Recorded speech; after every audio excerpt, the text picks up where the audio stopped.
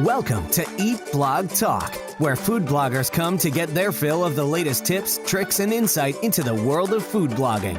If you feel that hunger for information, we'll provide you with the tools you need to add value to your blog, and we'll also ensure you're taking care of yourself, because food blogging is a demanding job. Now, please welcome your host, Megan Porta. Food bloggers, hey, if you have not yet joined the new amazing community that we just launched, go do it. You will find so much value inside, including connecting with other food bloggers in a much deeper way and having access to all kinds of exclusive value, such as bonus podcast episodes and mastermind groups and a resources and service provider directory and so much more. If you sign up by the end of August, you can be a part of the first batch of mastermind groups that we're setting up. So this is not something that you will want to put off. Go to eatblogtalk.com for more information, and we can't wait to see you inside. Okay, food bloggers, have you heard of Flowdesk, the new big email marketing rage? This is an amazing new option for managing your email subscriber list. It is super easy to use, and it comes with gorgeous, intuitive drag and drop templates. And Flowdesk does not charge based on number of subscribers, so your monthly rate will stay the same from month to month. Everyone pays $38 a month, or use my affiliate link to get 50% off and pay only $19 a month. You guys, this is a fraction of the price of other email service providers, and you'll be blown away by the beautiful and intuitive templates waiting for you inside. Visit eatblogtalk.com/resources to grab your link. Flowdesk, the stunning new option for email marketing. What's up, food bloggers? Welcome to Eat Blog Talk, the podcast made for you, food bloggers seeking value for your businesses and your lives. Today, I have Beth Taubner from mercurylab.com with me, and we are going to discuss how to define your brand and tell your story. We're going to talk about creating an authentic point of view with photography in motion. Founder of Mercury Lab, Beth Taubner has been a transformational brand strategist and creative director working with strategy and creative communications for over 20 years. Beth has developed a proprietary approach to the branding process using a combination of psychological, visual, and analytic processes. She is well known for her expertise in creating branding programs and distinctive concepts, visuals, and language communications for businesses both large and small, for hospitality, luxury travel, retailers, food agencies, photographers, directors, and creative professionals in the US, UK, and worldwide. Beth, I love this profile, this bio. It just says so much about you. But before we dive into our chat, I would just love it if you gave us a quick fun fact about yourself. A quick fun fact about myself is that I'm a psychological astrologer, and I use it in my work. It was something that I was interested in for a long time. And after 9/11, where my office was very near the World Trade Center, I literally sat up one morning and I thought, I have to go to England and study with this woman who had the most prominent institute for psychological astrology in the world.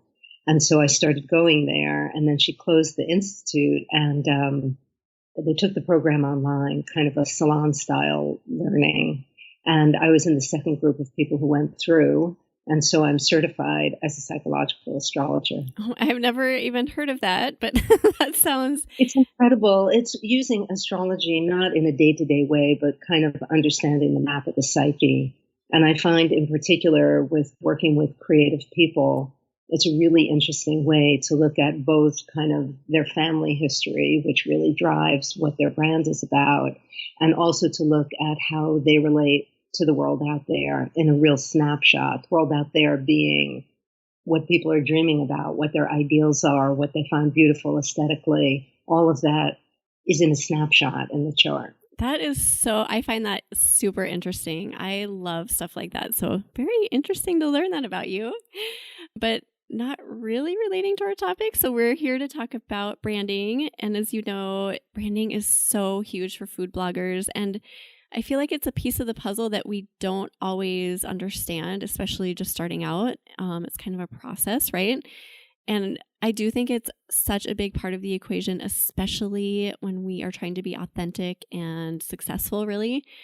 So to start out, I know that you have so much to share because you have such an expansive background with this, but I would just love to hear about the foundation of what it means to be a brand.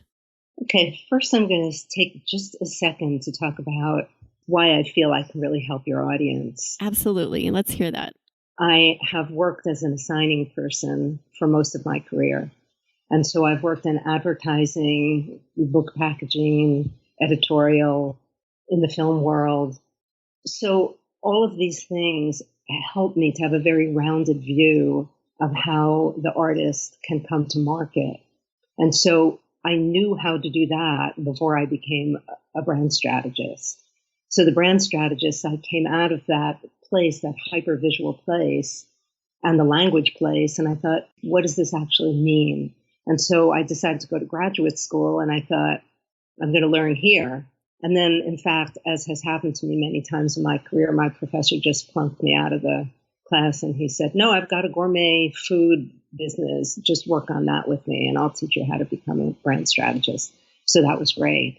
So because I think that the artist now touches the world in so many ways, you have to know in a very essential way who you are. When I work with my own clients, because I work with so many photographers and photo agencies, and I work with the top food stylists in the country, working into what the real core brand meaning is, helps them not only understand how to shape their creative voice and what parts of themselves they're using, that's where the psychology comes in, but also helps them to work strategically. And that's really important because I find frequently when I speak, and I speak a lot for, trade shows, symposiums, conferences, podcasts, I find that the artist is working in a very reactive way, not really looking analytically at themselves and analytically at the marketplace. So that doesn't work. That doesn't work because when people talk to me about their style, I say style comes and goes. You have to know where you stand in order to be successful, because then you understand how to use your resources. Yes. So your time and your money, and if you have anyone working with you. But let's start by, these are a couple of the things that I wanted to cover. Yeah, let's hear it. Working from the inside out, being analytical and learning how to identify the marketplace. I'm going to give your audience 2 exercises to raise their inner awareness and market awareness, which they'll be able to use ongoing, which will be fabulous for them. And we're going to talk about some other brands. And that's what we call in the branding business, the brand landscape. Okay. So I thought that what we should start by talking about is what it means to be a brand. Yes. Now, brands are constructed in very specific ways.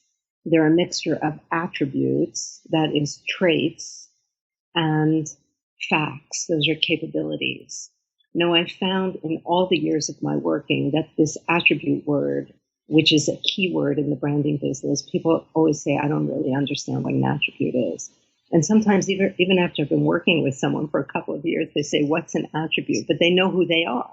So if you think that an attribute is a trait, that trait you might use to describe, I always say, describe your best friend. So if you were to describe your best friend, and I'll describe my best friend. She's been my best friend since I've been 15. She's like a fierce warrior. She has an incredible sense of humor. She is the most loyal person in the world. And she, underneath her tough exterior, she's like a marshmallow. She's very kind-hearted.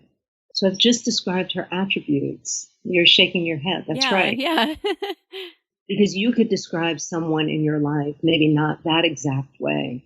So that's a distillation of what the attributes are.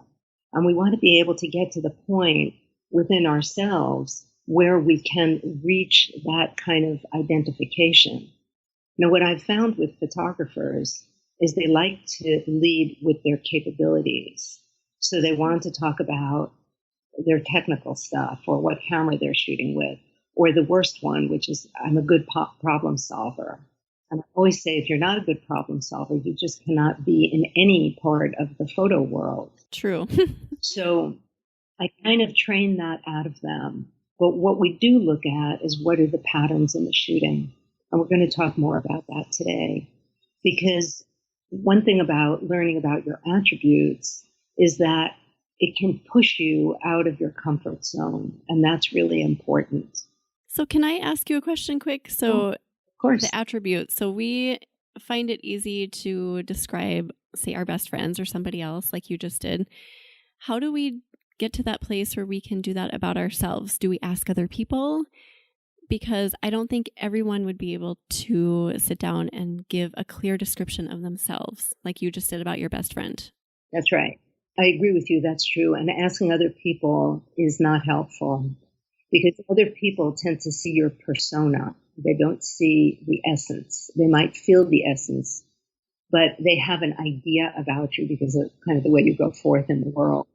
I find that starting by analyzing what other brands are about, that it starts to give you the tools because it teaches you to become more analytical.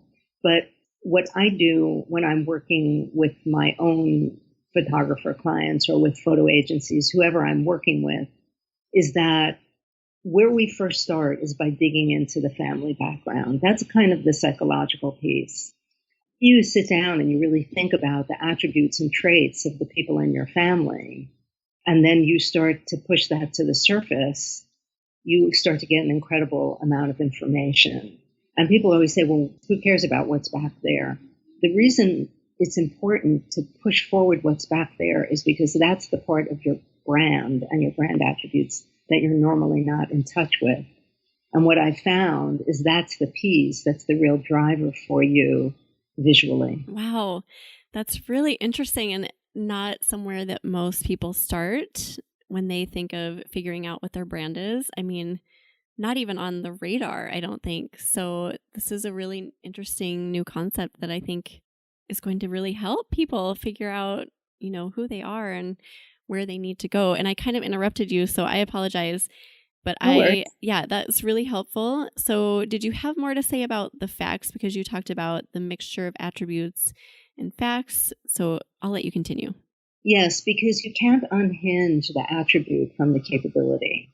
They work together to be what your brand is about. And one exercise that I give my clients to do, which I would like to share with your audience, is a writing exercise. Yeah, let's hear that.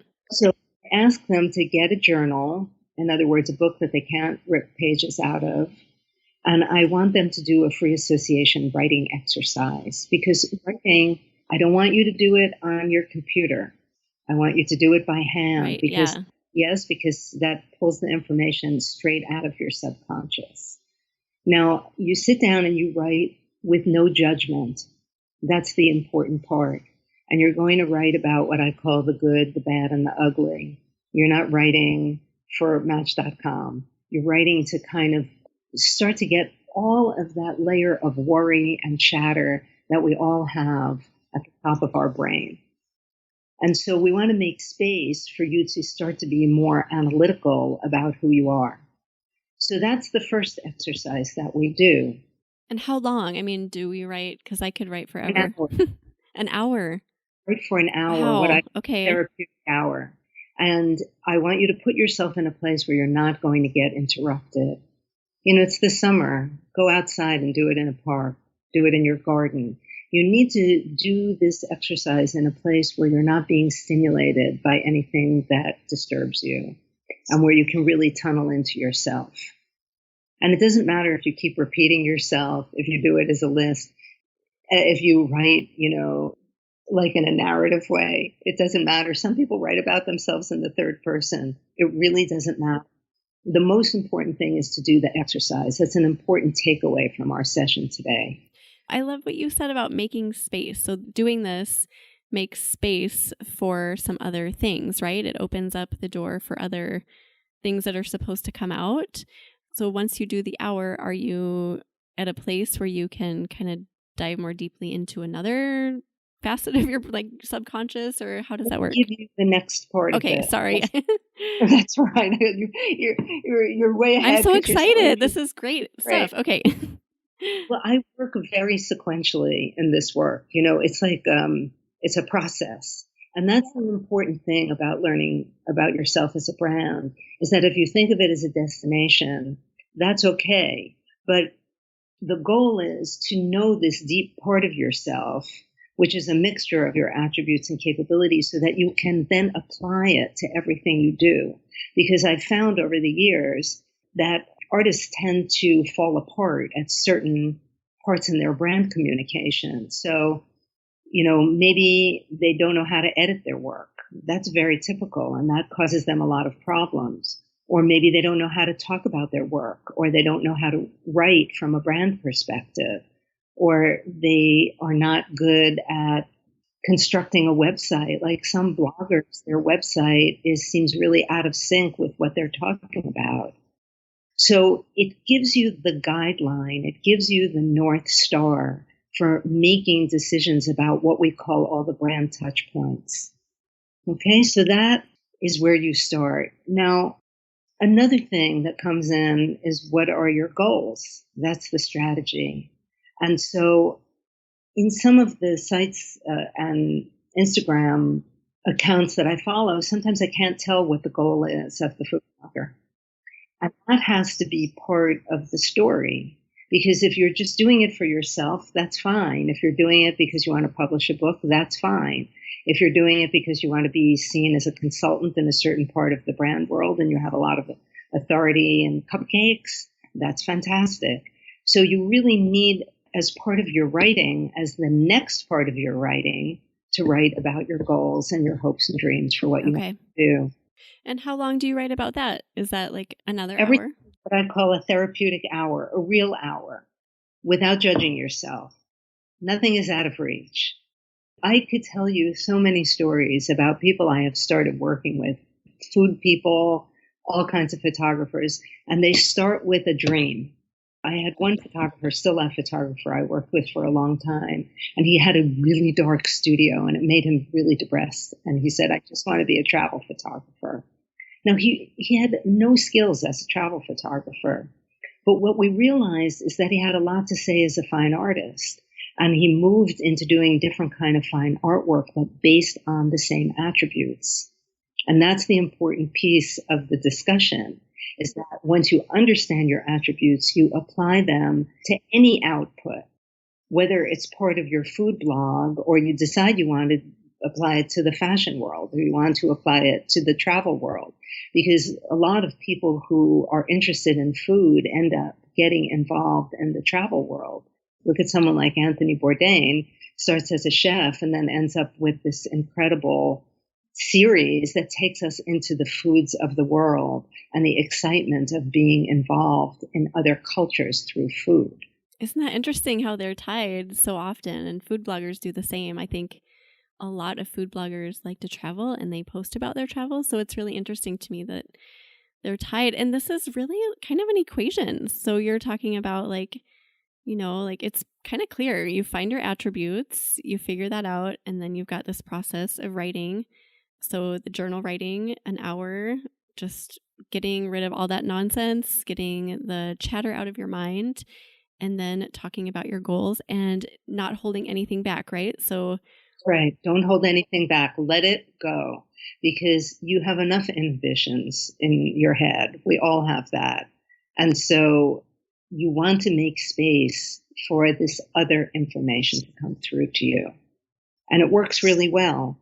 Now, I want to also talk about, which I'm going to talk about later on in our chat, about using photo and video as tools and language as tools that are there to express your point of view and your brand attributes.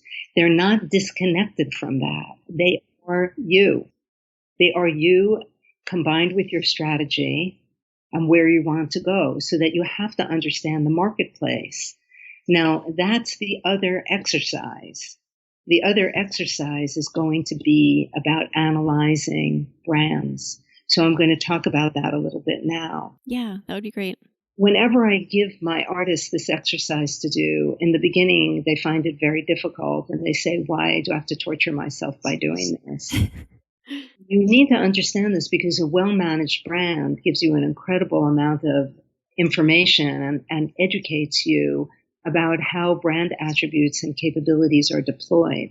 The whole thing about being a brand strategist is that you have to come at it with no judgment. People used to analyze Starbucks for me. I'd have a client who would do that, and then they would become very incensed about how Starbucks had put local cafes out of business. And I would say, as a strategist, you kind of have to view it as you're putting your water is going through a colander. Just let it flow through. Look at it, analyze it, write it down, which is really important so that you see if you're pushing far enough into what the brand is about. And that's going to help you understand your relationship to the marketplace. So it all starts to come together, the inner world of you right. and the outer world of where you might actually point your arrow, point your star in terms of making connections with the world out there. So that's how it works. That's how the process works. Okay, that is so intriguing. And I'm kind of excited because I'm going to do this exercise because I love writing and there's such power in the subconscious mind and there's so much in there. I mean, everything's in there and it's so cool to think that. I absolutely love that concept of using that power to tap into who we are as a brand and a business. Well, as an artist, a brand, and a business, I think the artist part is the part that you have to digest. Right. I've worked with photographers who don't see themselves in those terms, but I feel it's essential that you see it because artists come into the commercial world and the editorial world and the brand world, and they're bringing their artistry to bear on what they do. So why you are interested in working with, for me as an assigning person, one artist over another is because I understand their attributes. I understand capabilities. I understand how they are in alignment with what I'm assigning. And then we can have a good experience together. For a long time, I've found that every fashion photographer I worked with wanted to work for Anthropologie. It didn't matter whether their work had anything to do with it. It was like the holy grail of fashion. And this is something where I had to unhinge a lot of people from that fixation because Anthropologie is not the right brand for everyone to go after. Right. It's right if your brand maybe is very feminine, very romantic, really rooted in the past, understanding that that's a fake heritage brand. And what does that mean? And how do you click into that? So I thought I would analyze 2 brands for the audience today. That would be amazing. Yes. So remembering that we're not going to approach it from a judgmental or political stance, right? We're not going to say, they're not treating their workers correctly. Although it's good to look at what I call the light and the shadow of the brand because brands are not perfect. So one brand that I'm very interested in is Nike. Now, do you have any idea what that name is about? Do you know what Nike means? Do you want me to try to describe what I think or? First, tell me about the name. Does the name have any meaning? Oh, I don't know about the name. So this is the Greek goddess of victory. Oh, I did not know that. This was the first really major brand to encourage women to be athletic.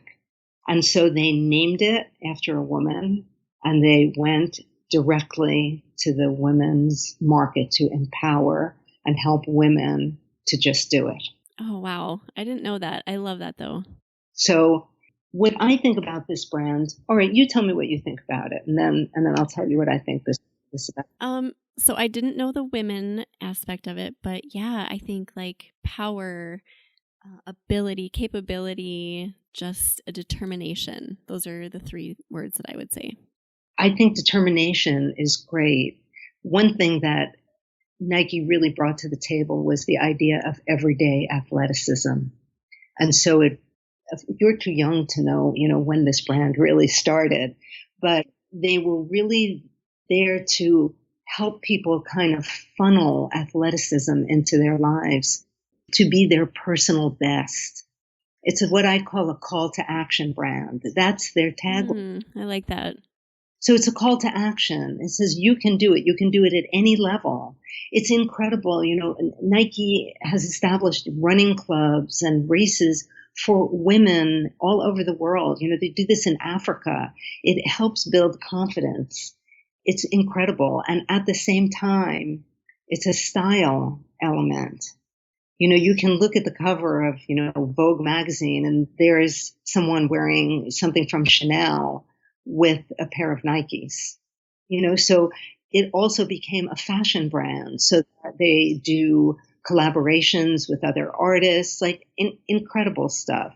So I think it's a very clear brand, and it's a good brand to study. And I love how simple the advertising and the logo is too, but despite it being so simple, there's such a clear meaning to it.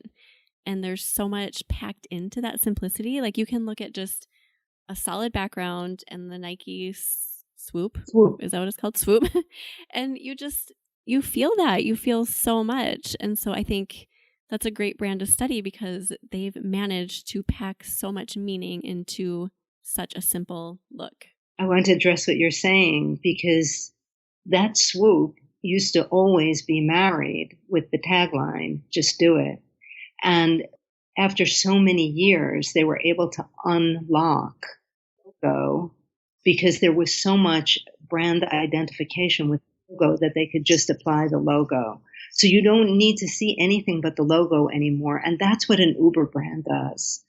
If you look at Starbucks, you don't need to see Starbucks. You understand that logo. You see it. Someone carries their coffee cup around, and it doesn't even say Starbucks on one side. Just see the logo. And you know exactly what it's about. It's important. I'm glad that you brought that up, Megan, because for our listeners, it's no different for them. Because one thing I do work on with my clients is we work on a lot of graphic design, because graphic design is the symbolic language for expressing your attributes. And so you want to be able to have a visual consistency that's not literal. Like when people give me their business card and there's a camera on it, I want to kill myself. Or a camera in the logo. I don't want to go there. It needs to be resonant of your attributes, right? So I thought another brand we would talk about, because I know we don't have that much time, is I want to talk about Apple. Yes, good one. The brand that is very clear. Now, what do you think their attributes are? Oh, you're putting me on the spot. You can do it. So I would say Apple, they're known for their ease of use and their simplicity, and anyone can do it. Anyone can go into any of their products and just figure it out. Perfect. That is the first one I have written down here, is the easy to use. It's also became a very democratic brand once they released a phone for $99. It changed the company completely because everyone could have something from that company. It's also visionary because they kind of always figure out what should the next thing be in terms of the technology. They're design wizards. Yes. Everything is very streamlined. Here I am talking to you on my MacBook Air. Mm-hmm. And it's perceived as a luxury, although it's priced like the phone. There's no barrier to entry. And weirdly, the other thing that I notice, and many people have said to me when I ask this kind of question about Apple, is that you feel like you're an insider, like you're in an insider club. It is. You're right. How many millions of people have iPhones? So that brand is unbelievable and unbelievably well managed. So what I would like the listeners to do is to continue to look at these brands. And I want them to do an exercise. So I'm going to give them an outer world exercise. This is the big groaner exercise. It's not as much about writing about yourself. I want them to, in their journal, analyze 2 brands every day for 3 months and get to their attributes. Now, it could be in any area. It doesn't have to be something they buy. It doesn't have to be a famous brand. It could be a local coffee shop. It could be the local market. It could be the farm stand that you go to, your favorite city, a city you'd like to go to, an artist you love, a painter you love. You can be very, very broad in your analysis in doing this exercise. But doing the exercise will sharpen your understanding of attributes and capabilities. So I've given you an exercise for the inner life, and I'm giving you an exercise for the outer world, so that you, in your strategy, wherever your strategy is as a food blogger, it will help you understand what the path should be, how to develop a strategy, because that's the other thing that, as a brand strategist, I am going through this process so that I can create both a short-term and a long-term strategy for my clients. Like for one of my clients, I've worked with one of my agencies where we've expanded her brand to many different countries. And then I have an illustration agency based in the UK, and now he's in 4 other countries.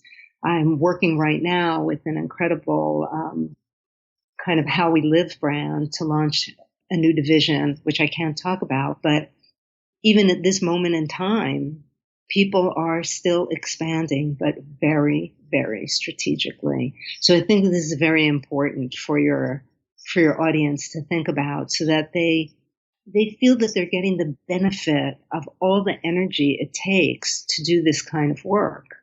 Mm-hmm. As pleasurable as food blogging can be, you have to really think about every single thing you're doing and what are your goals. So that's not always clear to me when I look at people's blogs. Mm-hmm. I'm not sure what they're up to. And I think in the beginning, that's true for all of us. You know, I say my photo teacher, when I was studying photography in college, he was very arrogant, and he had a lot of work in the Museum of Modern Art in New York. And he would say, the first 2 years you're taking pictures, garbage in, garbage out. And it's not until you make the space after 2 years that you can really start to drill into your room. And I was so upset by that when I was studying with him. But, it turned out that because I used to do a lot of workshops for young photographers, I found that to be the case. Yeah. I love that term, make the space, because I think that's so true for so many aspects of our lives and our businesses. But yeah, you do. If you don't have the space there, you're not going to be able to put stuff in it, right? You've got to have that space. I remember someone came to me when I first started my consulting business, and they'd only photographed pictures of doors. And, this is like a very typical thing for a young photographer to do. They just think, oh, that's so amazing. It's all those different colors. But there's no point of view in that. You really have to think about, what are you trying to say? And what I'm struck by in the food blogging world is that it's not just visual. You have language as well. And that's a whole other topic that we could talk about at another time. Yeah. This is a fixation of mine, is to learn to communicate from a language perspective based on your brand attributes, and to do a lot of training in that area. So that's something that I want your listeners to really think about, and that we could drill into. That's good food for thought. The next piece I want to talk about is understanding the brand landscape. Yes. And the landscape is the landscape of the other people who are doing the same thing that you do. So we call that the brand landscape in the brand world. So I thought that I would talk about some people who I've been following. Is that good? Let's hear that. Yes, that sounds great. Okay.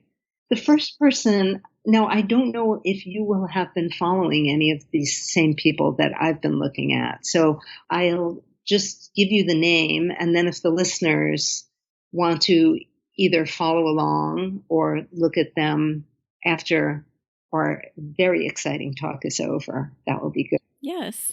First, I wanted to talk a little bit about Sally's Bake Blog. Do you know her, Megan? I love her. I love her so much. She's not only got an amazing brand and beautiful everything, but she's like the sweetest person in the world. So I love it. I'm so glad you picked her. What is her brand about? Well, obviously 100% desserts that are made with love, and, they're tried and true, tested, they're pretty, they're beautiful.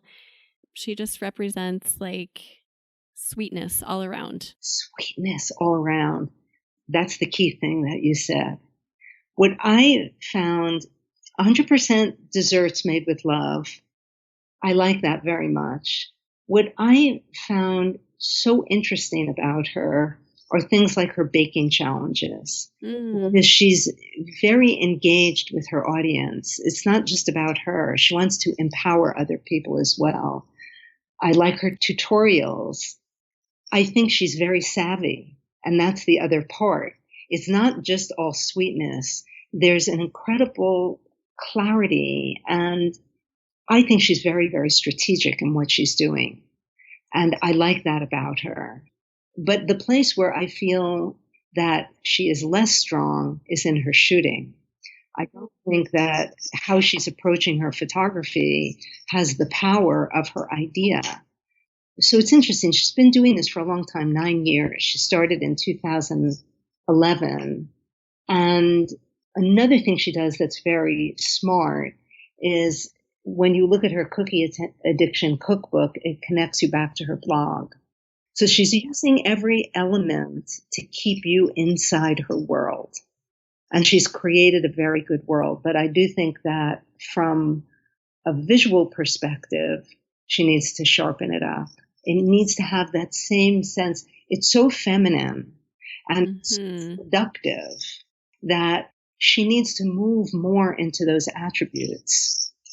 Do you see what I'm saying? I do see what you're saying, but I agree 100% with all of those good things you said. I just love that. Yeah, she is very smart. And even as someone who doesn't necessarily scope out, the branding side, I'm not like looking for people's brands, but I do follow her work consistently. And I agree. I think she's so smart. I think she approaches business in such a smart way. And you can see that. You can sense that right away. Because she brings you into her world. Her world, what I would call, and I like to say, is very circular.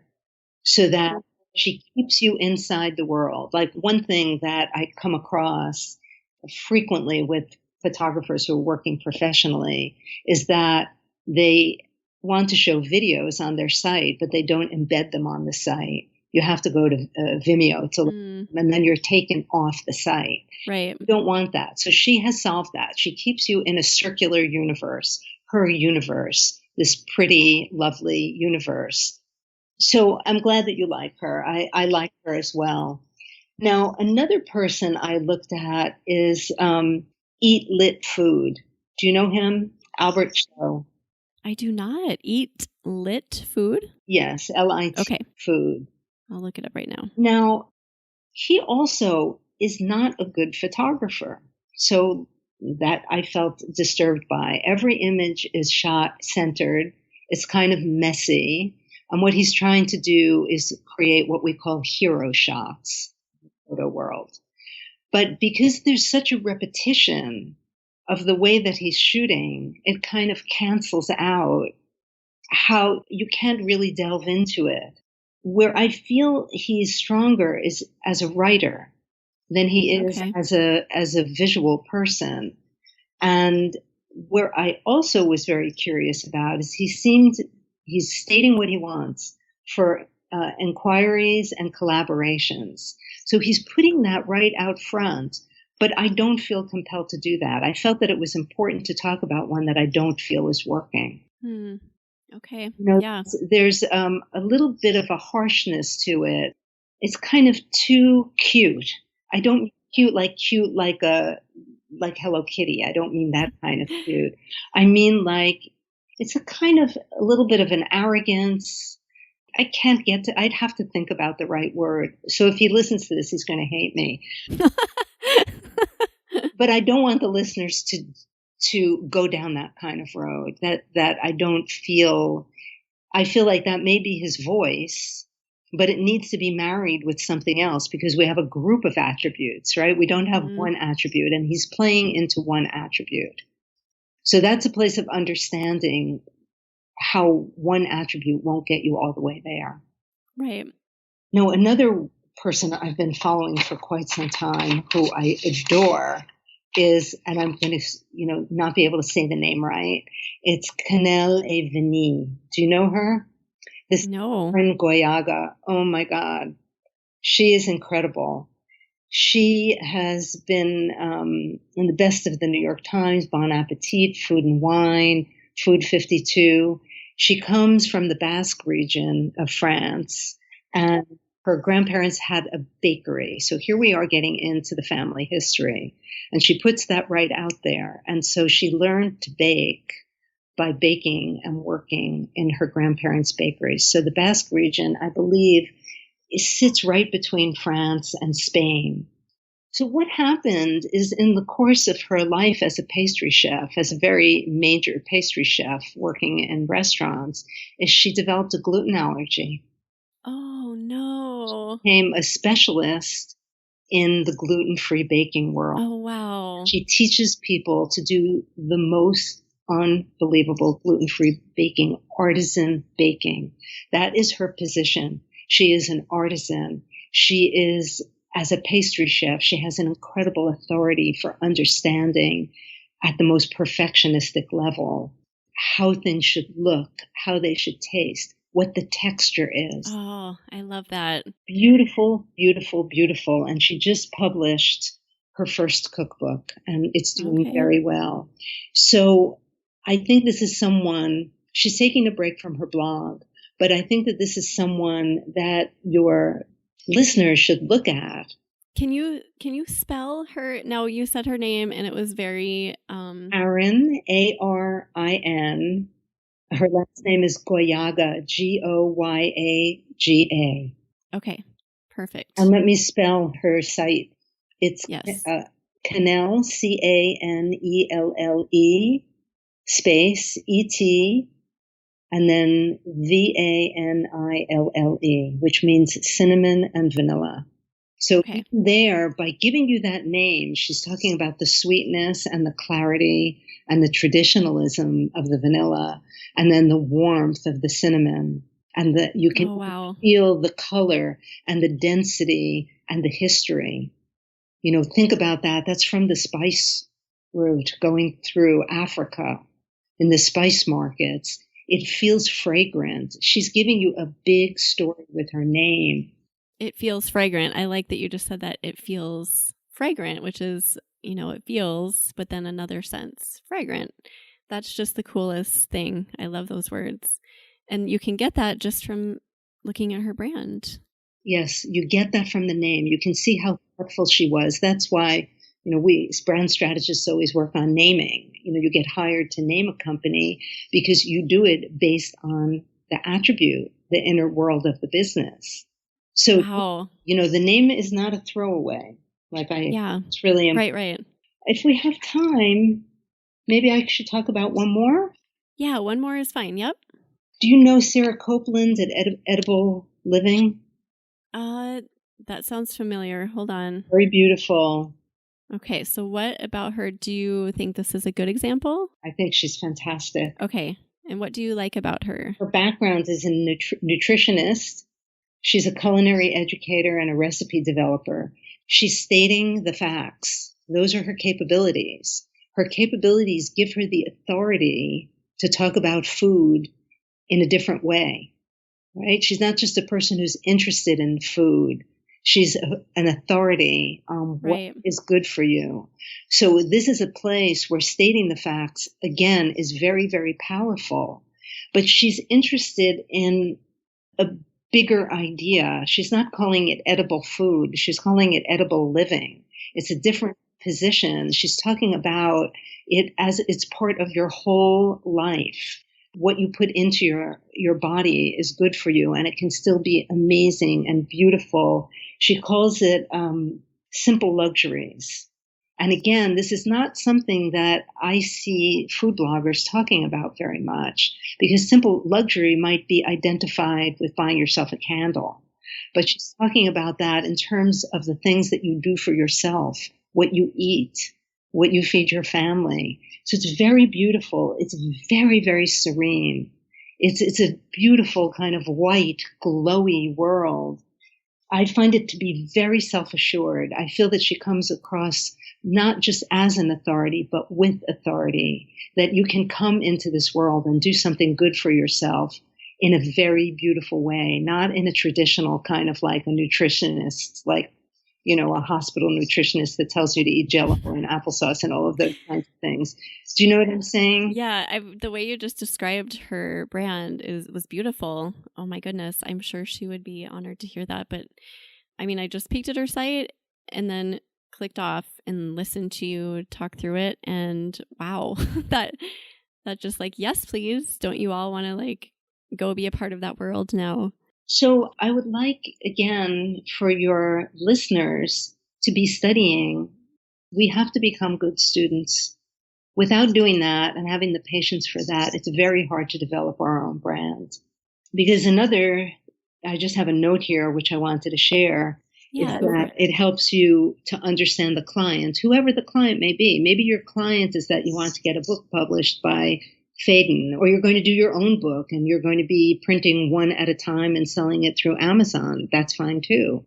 One of the interesting things is that in the book world, okay, so now I'm going to give you a little trend piece because this is something that strategists think about, is that when e-publishing came in, people were buying less physical books and more ebooks.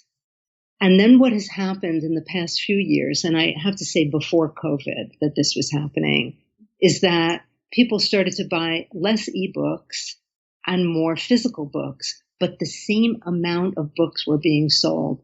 The numbers, the essence of who was involved with wanting books remained the same. But one part of the industry that has stayed very, very solid is the cookbook world. Now, you're not going to make a lot of money from publishing a cookbook, and I want your listeners to understand that. But in terms of being seen as an authority, this is a very good thing to do.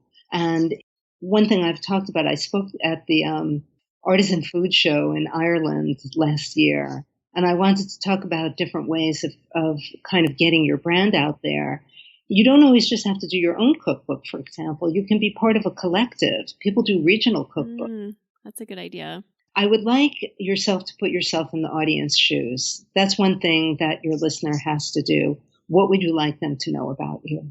What would you like them to glean and understand at a very visceral level how to describe you? Now, I do want to talk a little bit about the actual photography.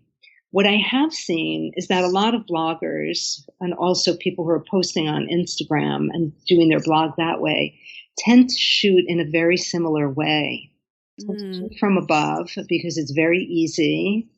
I want them to question, why are you putting the camera in that position? Why?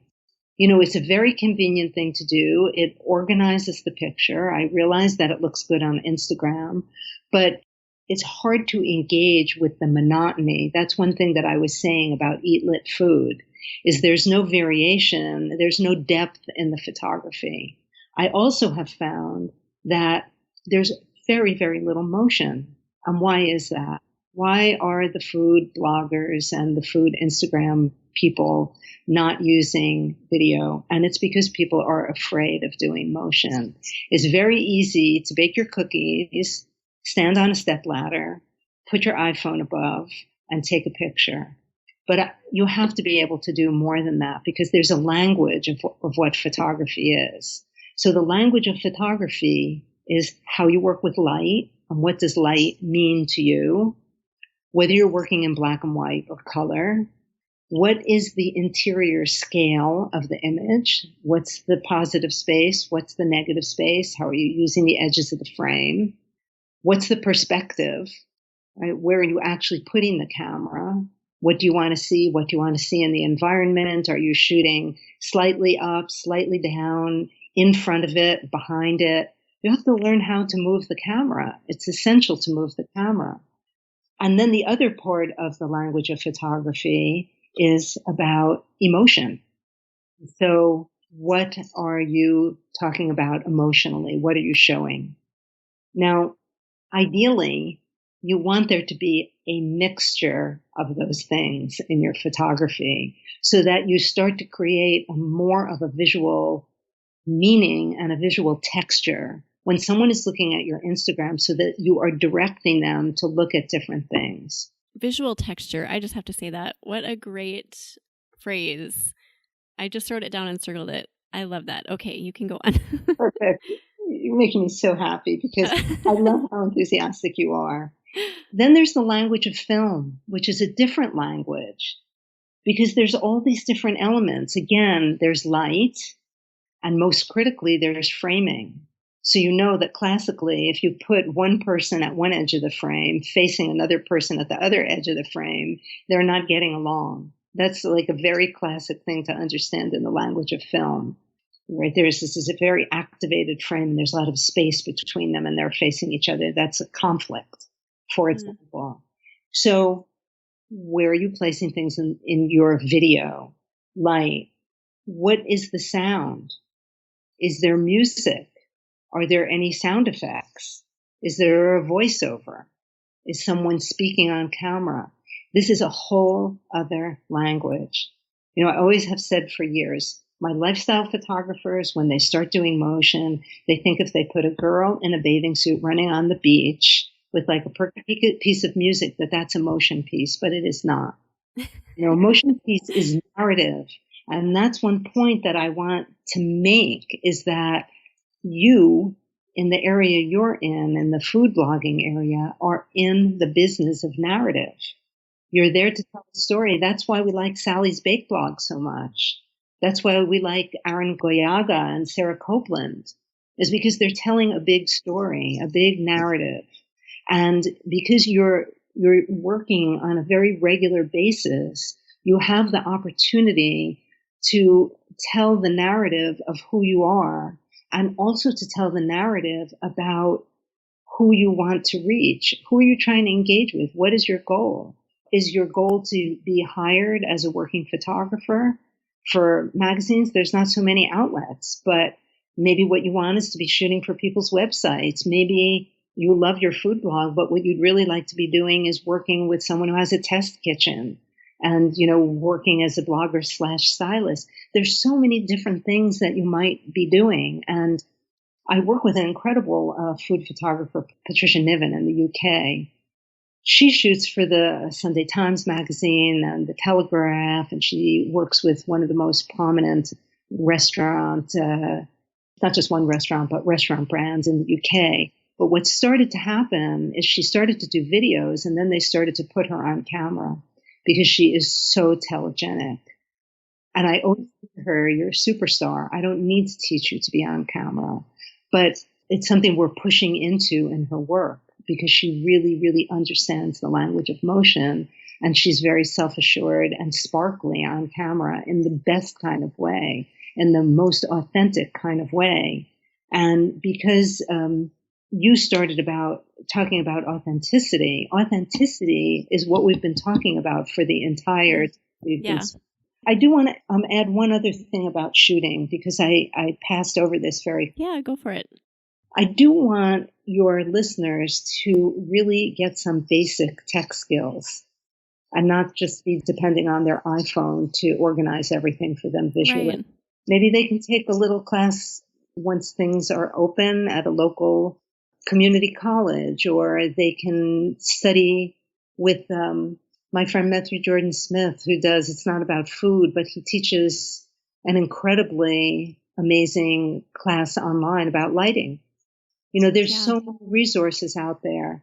Another thing that you can do is buy a lens kit for your iPhone. And that is going to help you take much, much more, gives you a much bigger vocabulary going back to the vocabulary of photography. So I want your audience to think about that. Let's see. Here's a couple of my last notes. Don't be afraid of motion. Practice. Get used to working with a crew. This is really great for bloggers and storytelling. Stay very focused on your strategic goals so that you understand why you're doing what you're doing. So I've given you a program today about really, dare I say, soup to nuts on how to understand what your brand is, how to discover it, how to analyze the world out there, how to understand your visuals better, how to understand the brand landscape, to think about your hopes, your dreams, your strategy, to fold that together so that it guides, it's the touchstone, it guides every decision that you make. I love all of that. I could probably just sit here and listen to you for a couple of hours, Beth. But no, you've given us some really good places to start. If anyone listening is thinking that, maybe they've been doing this for a while and they haven't established what their branding is. You gave us some journal exercises to work through, and then also some strategy about analyzing other people, other food blogs, other brands in general. And I think I'm actually going to take you up on all of this because I am all over this. I've been blogging for my 10-year anniversary is coming up next month. And yeah, I didn't focus on any of this for the first 8 years. I didn't do much of anything besides Pinterest for the first 8 years. And now it's kind of embarrassing because I've been doing it for so long, but I'm to that point where I need to figure all of this out. So I am going to take you up on this, on your examples here, and I'm just going to do it and dig into it. So thank you. I really appreciate everything you've shared. Let's move into our special offer. So yes, you have some special offers for us. So tell us about that. So for Eat Blog Talk listeners, what do you have? The first thing is they can go to our website, which is mercurylab.com, mercurylab.com, and scroll down on the homepage to Brand Tools for You and download a tip sheet that we've written for food bloggers. And then Perfect. The next offer is even much more exciting, I have to say, which is something maybe, Megan, you're going to jump on. Oh, yeah. Am I allowed? I think that's between you and yourself. Okay. We're running. Let's hear about it. We're going to be giving a complimentary 30-minute brand review and recommendations to the first 3 listeners who sign on between August 20th and 25th. The first 3 listeners who go to our site and register for the competition will receive a complimentary 30-minute brand review and recommendations. And then we'll have 90 days to schedule. So this is something that I'm very excited to offer your listeners. And of course, if you want to work with me directly, of course, inquire about that as well. Because I'm sure that this work done in a very, very concentrated way will pop you into the next level of your career. It will set you on your road for the rest of your working life. Absolutely. This work that we're talking about. So I would love to work with anyone who feels they're ready or maybe not so ready. And I'd love to work with you, Megan, because I think also when you're running a blog, you can also kind of put all your energy out there for other people. And it's important to hold on to some of that for yourself. I love that. And what a great offer. Thank you for offering that. And so I think if you are listening and this sounds interesting to you, go take advantage of that right now. Well, starting on August 20th, right? So I thank you, Beth. Unfortunately, we are out of time. I feel like we could discuss so much more, but we have to say goodbye. So thanks for being here, taking the time today. Food bloggers are going to find this really valuable, and branding is everything. I feel like it's such a big piece that we miss out on so often. So I really appreciate all of this incredible value you've shared with us today. So before you go, I like to ask all of my guests if they have either a favorite quote. Some people aren't quote people, or just words of inspiration for food bloggers, because you've already shared enough. My favorite quote is from Oscar Wilde, and he said, "Be yourself. Everybody else is taken." And that is really what this work is about. So I love that. It's very, very clear and wittier than I could ever be. I love that quote, and it fits in to this talk perfectly. So you already mentioned where we can find you, mercurylab.com, correct? Yes, that's right. And then are you on Instagram at Mercury Lab? It's Mercury Lab Branding. Okay, Mercury Lab Branding on Instagram. We will put together show notes, so we'll have all of this information, everything we've talked about today, and also we will have the information about Beth's special offer. So go there. You can find that at eatblogtalk.com/Mercury Lab. And that is it. So thanks again for being here, Beth. Thank you. It's been great. I know. It's been so fun. It's been fun. Thank you. Yeah. Thanks for listening, food bloggers. I will see you next time. We're glad you could join us on this episode of Eat Blog Talk. For more resources based on today's discussion, as well as show notes and an opportunity to be on a future episode of the show, be sure to head to eatblogtalk.com. If you feel that hunger for information, we'll be here to feed you on Eat Blog Talk.